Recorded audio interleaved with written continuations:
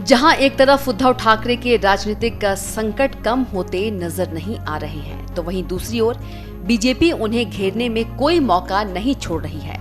वहीं अब यूपी के फतेहपुर जिले की सांसद और केंद्रीय मंत्री साध्वी निरंजन ज्योति ने बयान दिया कि उद्धव को संतों का अभिशाप लगा है। साध्वी निरंजन ज्योति यही नहीं रुकी, उन्होंने आगे कहा कि बाला साहब ठाकरे संतों को बहुत मानते थे, संतों का बहुत सम्मान करते थे। उद्धव ठाकरे के राज में संतों की निर्मम हत्या हुई, उसका अभिशाप लगना लाजमी है। एक महिला जिसे हनुमान चालीसा पढ़ने के कारण उसको जेल में डाल दिया गया, तो भगवान के घर देर है अंधेर नहीं।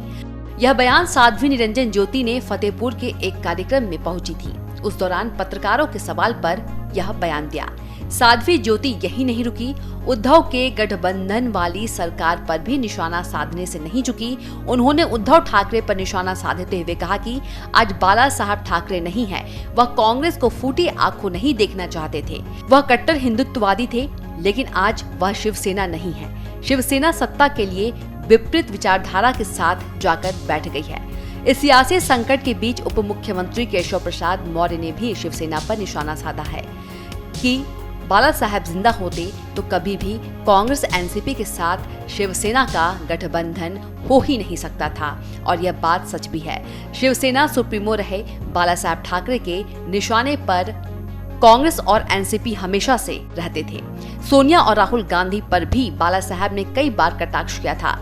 एक इंटरव्यू के दौरान यहां तक बाला साहब ने अपनी दुकान बंद कर देने की बात कही थी जब शिवसेना कांग्रेस हो जाएगी, लेकिन सब बाला साहब के उलट हो गया और उद्धव की दुकान कांग्रेस और एनसीपी गठबंधन से ही चल रही थी, जो कि शायद अब टूटने की कगार पर दिख रही है।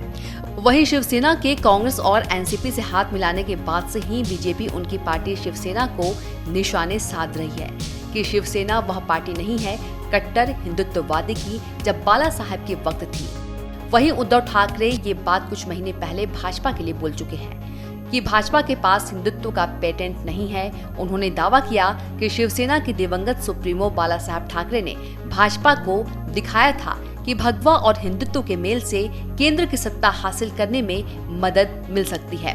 ठाकरे ने कहा कि भाजपा के उलट शिवसेना हमेशा से भगवा और हिंदुत्व को लेकर प्रतिबद्ध रही है। उन्होंने शिवसेना द्वारा इलेक्शन कमीशन के सवाल का जवाब देते हुए कहा कि शिवसेना ने कुछ नहीं किया इसलिए विधायक टूट गए।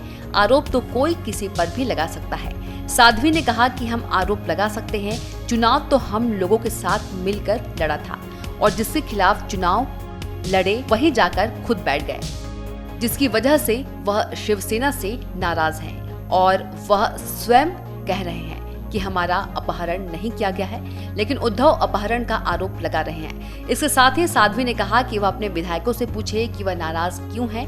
वहीं साध्वी निरंजन ज्योति का बयान कितना सही साबित होता है कि संतों का अभिशाप लगा है, यह सब अभी साफ साफ तो कुछ नहीं कहा जा सकता है। बागी विधायकों के लौटने के बाद ही साफ होगा उद्धव की सरकार बचती है या फिर नहीं।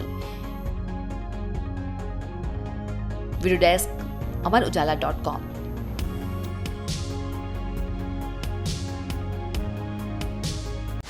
डाउनलोड करें अमर उजाला ऐप और पाएं खबरें लगातार।